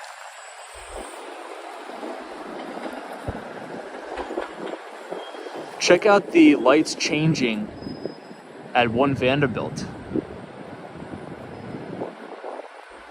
Sergio says, hey Tom, is it windy? It's crazy, crazy windy tonight. It's windy and it's cold. But if you guys sort of like these conversations that we talk about on these live streams as it relates to the financial markets, if you go ahead and scan the QR code on your screen, I write a free investing newsletter where I give my thoughts on the US stock market, emerging markets, fixed income, real estate, and the like. This is the BDFM in 7 trains, by the way. So the 7 train you could take all the way to Times Square and also end at the Hudson Yards. Or you could take it to Grand Central Station, which is here, and then all the way into Queens, and it finishes at Flushing Main Street, which is a very, very beautiful neighborhood known for its Chinatown. So amazing, amazing Asian food over there in Flushing. I would highly recommend going there.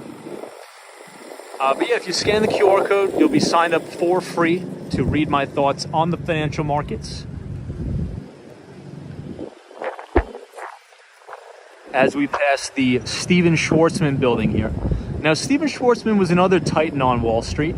He made the vast majority of his money doing leverage buyout deals, or LBOs.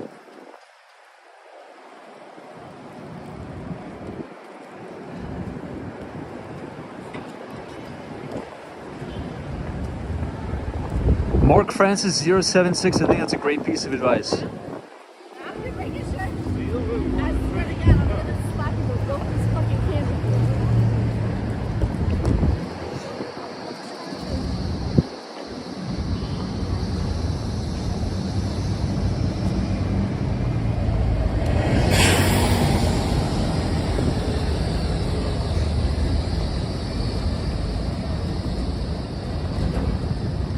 Edward Adams says Hudson Yards, maybe. I think we'll get there today.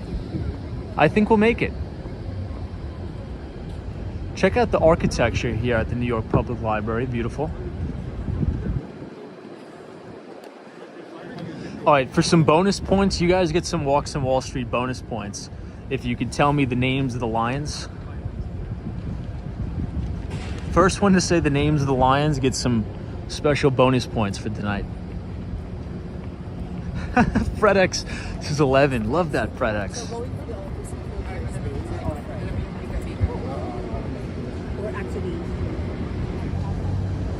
I know, Latha. I was just about to say that. So, Latha makes a very good point. These lions around the holidays usually have Christmas wreaths around their neck. I don't know what's going on this year. It looks like the New York Public Library is slacking a little bit.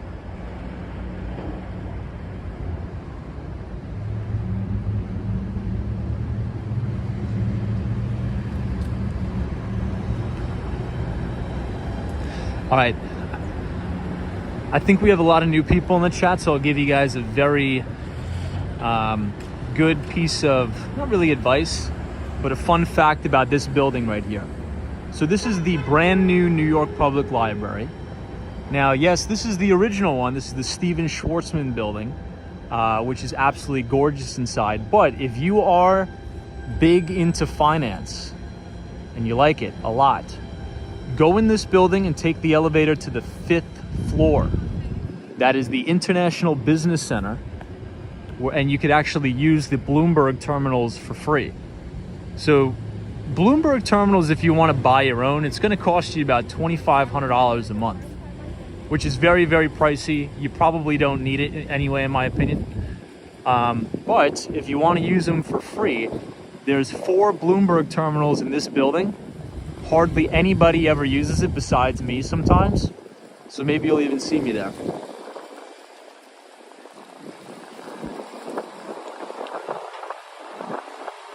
Hey, Karen Alcatraz is here. What's up, Karen? Good to see you. Long time no see. I trust you're doing well on this holiday shortened week. ARB, you're correct.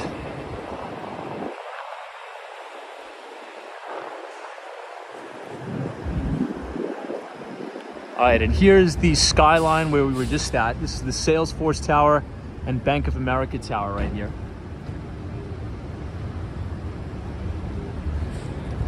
But you know what? I'll keep walking down Fifth Avenue because I think we'll hit right into Koreatown. And then we will walk over to Herald Square so you guys can see that. And then we will conclude at the Hudson Yards.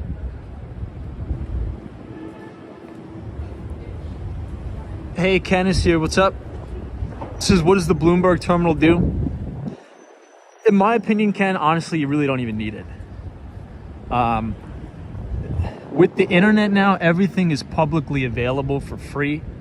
But Bloomberg is just it's like a financial terminal that makes everything readily available for you and easy to decipher and interpret. So you don't have to go scounging the internet to get what you need to get, right? You know, if you work in a big bank or a hedge fund, you probably do have terminals to communicate with traders and communicate with other firms to do your analysis. But I mean, if you, in my opinion, if you really want to bootstrap it, the only thing you really need is just sec.gov. I mean, right? I mean, all of the information by law is publicly available to all investors. So if you want to build your models, all you do is just go to sec.gov. You type in the ticker symbol of the company you're interested in, and then all of the financial documents are there. You have your 10Ks, your 10Qs, you have your disclosures. Hold on one sec. We got a green light here.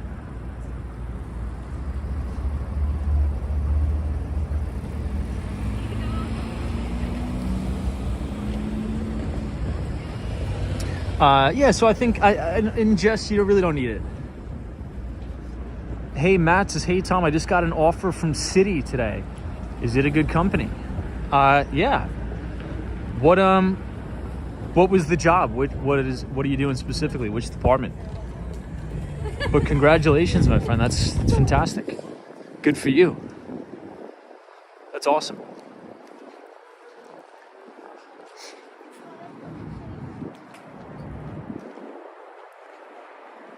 Ken Brockton says, good info as always. Thank you. Thank you. I appreciate it.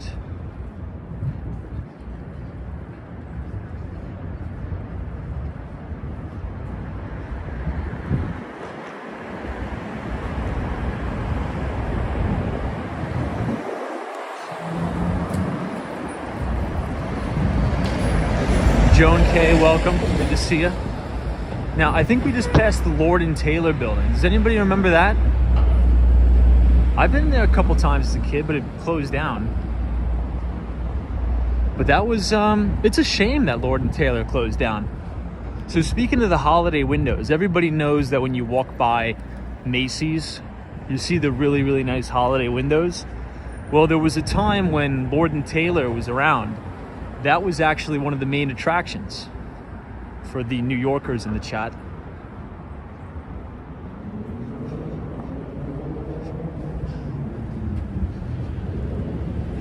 This is a really nice hotel to the right.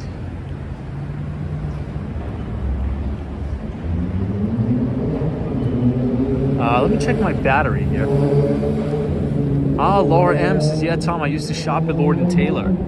Yeah, I mean, it's just, the way I describe it, it's another one of those companies that have succumbed to the Amazon effect. Quants is here, says, hey, Tom, good to see you, Quants. Thanks for joining us on this freezing cold night in Manhattan. Darn, I was going to cross the street. we'll wait for the light because you guys are going to see a really nice view of the Empire here in a minute.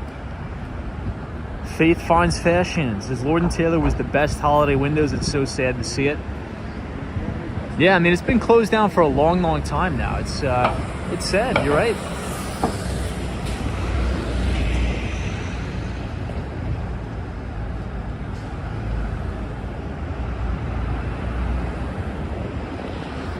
Brad's brains is who saw my boy Mahomes work magic again last night. With 1:45 left on the clock, Chiefs are winning the Super Bowl this year. Hey, is there going to be? I don't know anything about football, so excuse my ignorance here. There's usually games on Thanksgiving Day, no? Isn't there usually football games on Thanksgiving Day? Now, quick segue here. Speaking of football, Buffalo, New York got 70 inches of snow, if that's even to be believed. And I think they got so much snow they had to cancel the football game, didn't they? Crazy.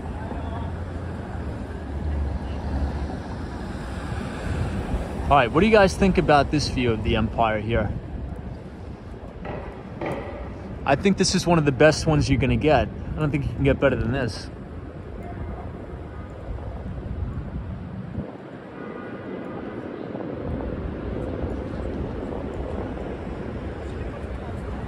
Vikings and Patriots. Andrews says it got moved.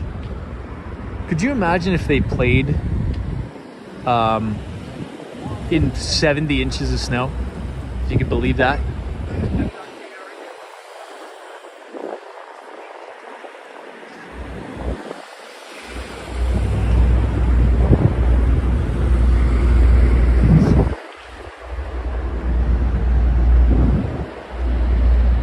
Fairway's view is a 9.8. Agreed. Ken's is 9.9. Yeah, I don't know. I think I like the view of the Empire from the north side as opposed to the south side. Not quite sure why. Maybe it's because we're on a downward slope.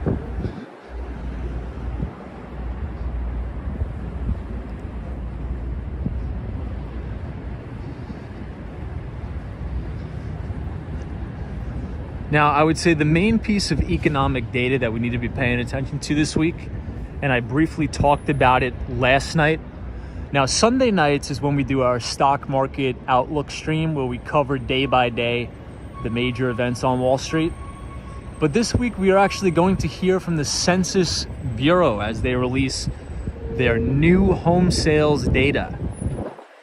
Okay, new home sales data. So last week, or excuse me, 2 weeks ago now, we heard from the National Association of Realtors as they released their existing home sales data. And we've been talking about this almost to the point of ad nauseum, that we are forecasting steep declines in sales transactions in the existing home sale market as well as the new home sale market, mainly due to a massive move in rates. So you've had a near 100% move in interest rates. Maybe a little bit of a leading indicator here. Anytime the Home Builders Association survey is released, which I think was about 2 weeks ago. Now, the main, I would say, objection, or the main topic point. Oh, they're already closing down the street. Maybe we'll walk this way. I think it's going to be interesting to show you guys.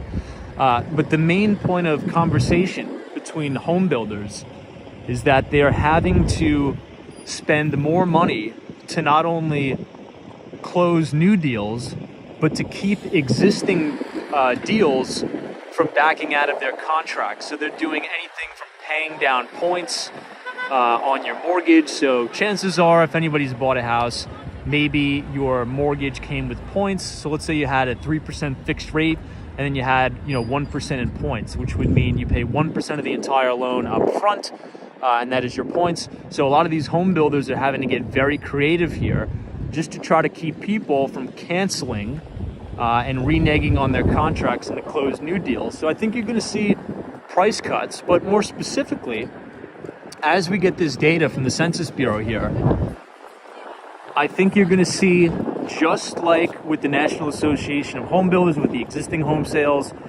the 11th straight month of declines, you're going to see the exact same trajectory there. Now, Q1 and Q2 of next year is really when we're probably going to start to see the price declines. Because first, two beautiful dogs coming up here.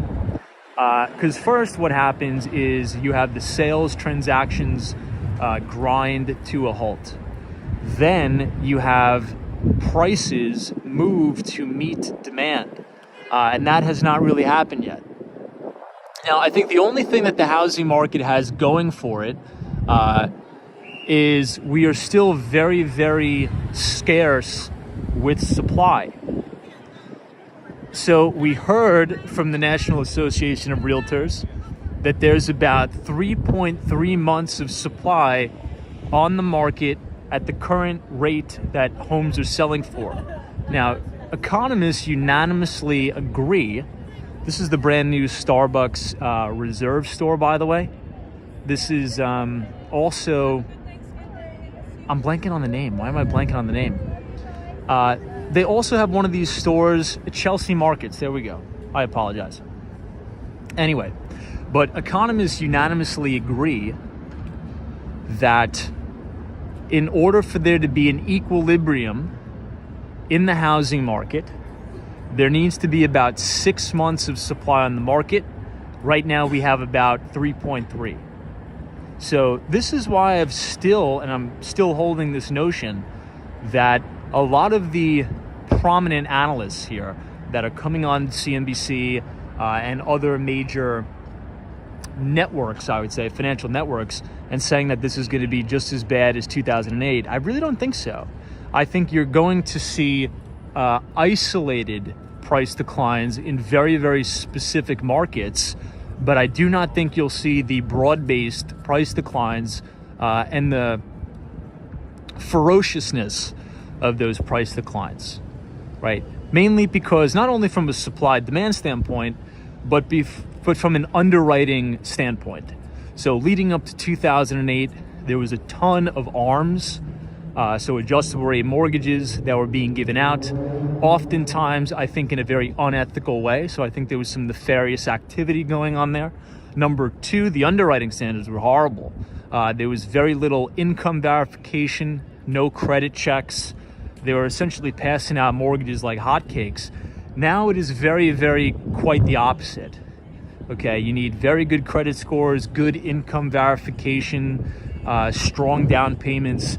So I don't think it's as much as the Wild West as you had before. So I think you'll still see price declines because, I mean, if you have 100% move in interest rates, that essentially prices out about 50% of the buyers, especially from that core mid-market section, anywhere from $250,000 homes, I would say to about $500,000. So we'll watch for that tonight or this week. Derek Dulce is here. Good to see you, Derek. Thank you so much for joining. I appreciate it. Lewis says, hey man, how do you go about learning the housing market? I don't know. I think it just takes experience over time. I would look at a lot of historical trends and just pay attention to a lot of these economic leading indicators, coincident indicators, and lagging indicators that come out, right? Hey, Mr. Silva is here from Brazil. Good to see all of our viewers in Brazil.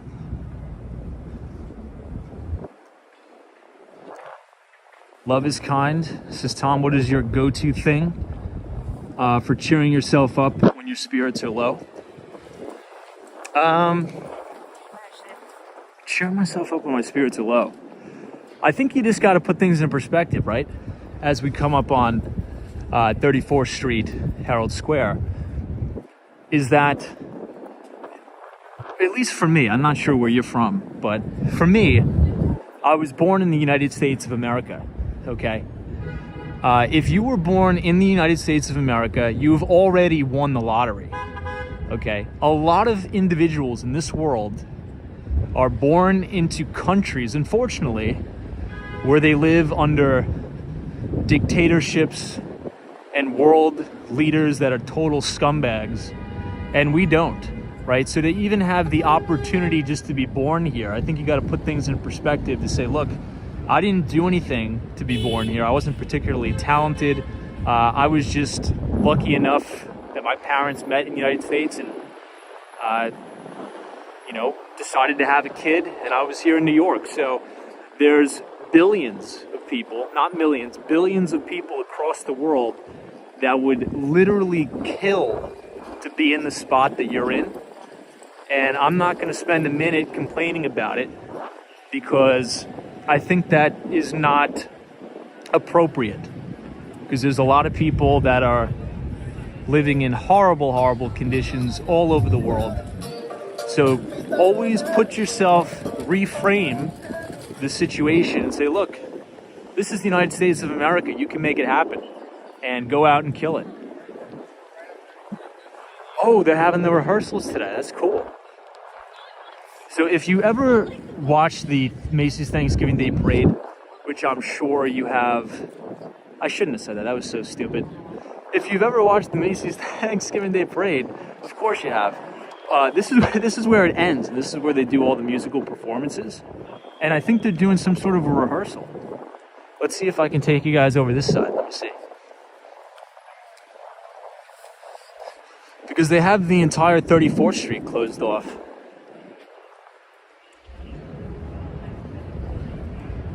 Michael Joseph says zoom in.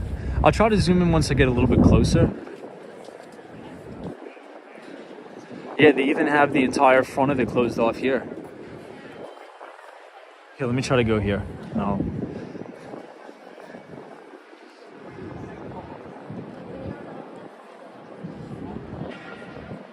Hey, Fido is here. This is Flo from Mexico. Great channel. Thank you so much.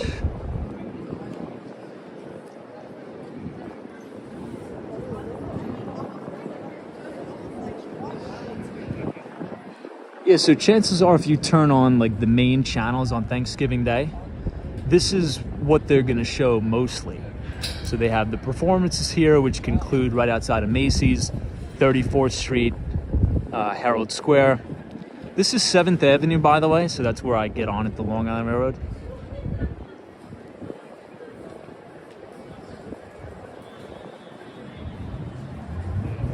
Hey, Mona D, thank you so much. Now, I don't know if I'm going to be able to zoom out again because my fingers are frozen. Oh, there we go. All right, I got to put my external battery pack in, so give me 1 minute.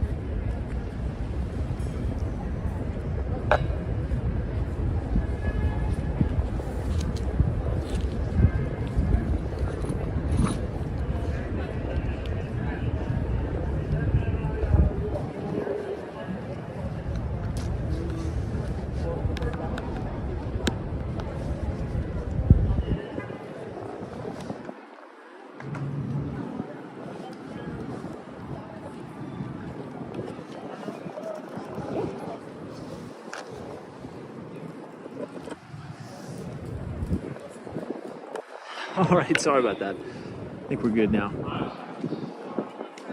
Brad's brain is like Tom is actually a robot. It's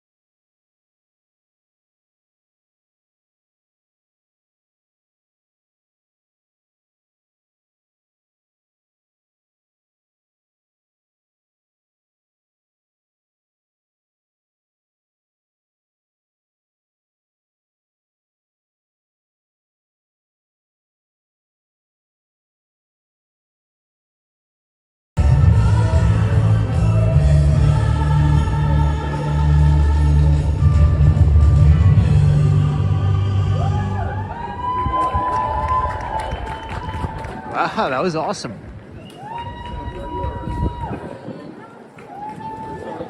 I think that may be better than seeing it on Thanksgiving Day. All right, let me get my backpack on. I'm surprised they're rehearsing so early before Thanksgiving, but it looks cool. What'd you guys think? Let's give it a rating. I'm gonna give it a solid 10 out of 10 because it's freezing out. To be able to flip around like that when it's freezing, 10 out of 10. All right, so I got to get back to the train, which means I got to walk around the block. So let's go down to 33rd Street. Because I'm coming up on 2 hours here. But Mark Francis, thank you so much for your donation. I just saw it. I appreciate it. This is the windows, but we saw these Macy's windows already. It was cool. We got to see a behind the scenes look. You guys got a Walks on Wall Street after hours exclusive here. I got to remember this for tomorrow when I go to the office because this is all closed off. I'm going to be late tomorrow. So we'll go down to 33rd. Pussy. Pussy. All pussy. I said pussy. That's all it is. That's all it is. ATC, good to see you. Welcome.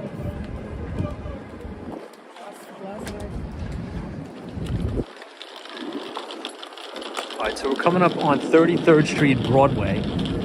We will be making a right, and that should take us right into Pennsylvania Station.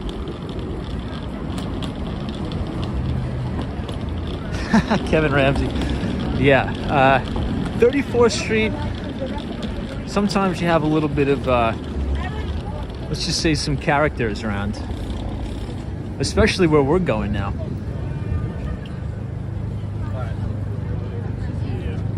I usually don't like taking this way, as you guys can notice, but a little bit of a detour.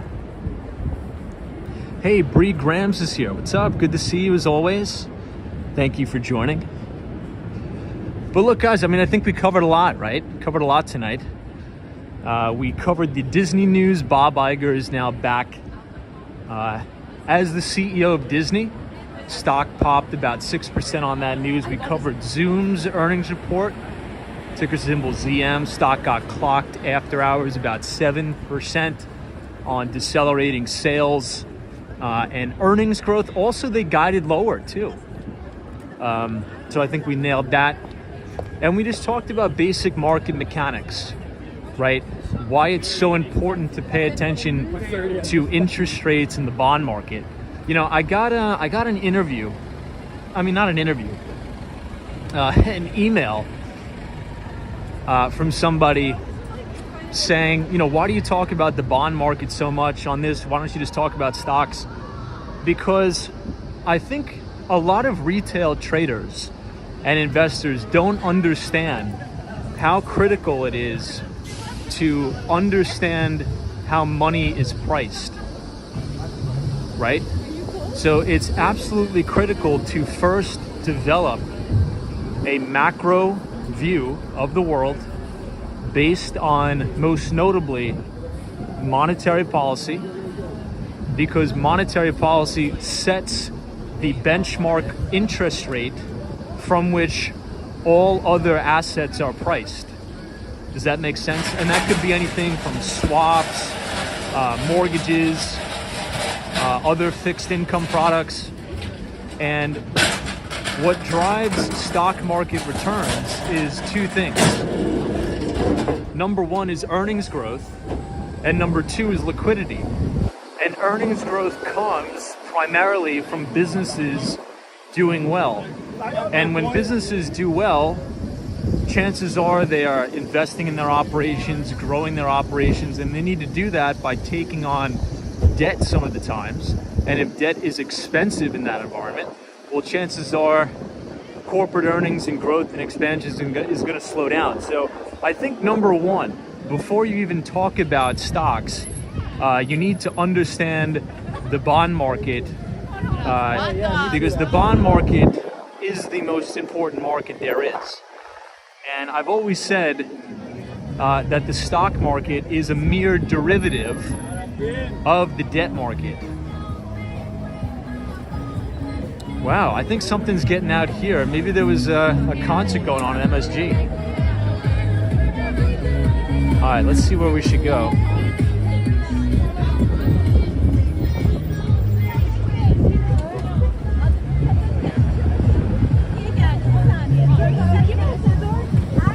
Hey, Austin City Limits, good to see you. Western Mass Dave, Mark Francis, good to see you, my friend. I'm surprised for a Monday night the city is this packed. Maybe there's like a concert going on at Madison Square Garden, who knows? Cool. Wendy England, good to see you. Yeah, love is kind. It's like Tom can't get home. We're blocked on both sides. I'm gonna have to go around this way. I'll go around this way. But if you guys enjoyed the live stream so far tonight, feel free to leave a like on the video and hit the subscribe button if you're new. We do these live streams about 5 days per week between New York City and Miami. We'd love to have you guys along for the ride. Here, I'll go in the Moynihan train station. Let me zoom out a little bit. Yeah, Kevin Ramsey's like smoker's cough there. I'm like, dang, what the heck was going on with that? Oh, you know what? All right, that reminded me of something. So that a very aggressive cough that we just walked by not too long ago, I'm gonna give you guys the best piece of advice I could ever give anybody. But I gotta start to put a little bit of pep in my step.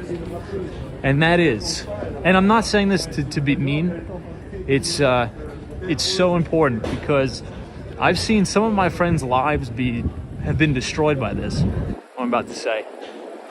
If you are vaping, specifically, I'm referring to vaping, you gotta cut that out, like yesterday. So we're coming up on the new year, 2023. So if anybody's listening and you guys are using that vape stuff, you gotta get that up out of your mouth ASAP. It's fake news that it's not dangerous. It's horrible for you. And it creates bad habits. So, and it doesn't look good in a business setting. And it may sound harsh, but if I see somebody, like if I'm gonna do a deal, I will not do a deal with somebody that I see vaping on the street. I just can't tolerate it. So don't vape, it's not good. I have a good buddy, he's like addicted to it. He's like, he cannot function unless he vapes right when he wakes up. Okay, you're not a little kid.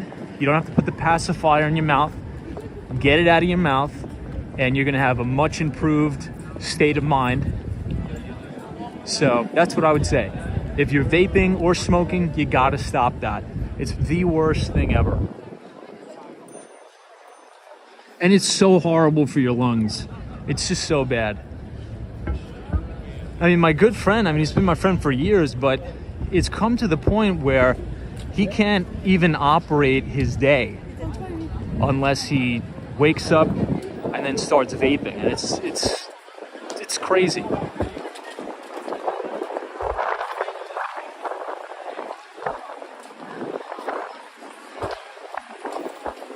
Wow, check this out. Beautiful, beautiful here. This is the post office of the Moynihan train station.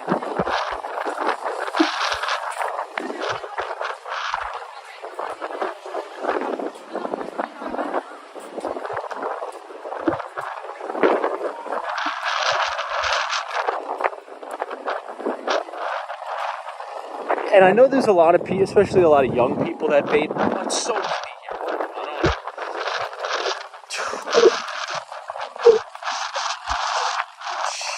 Jeez.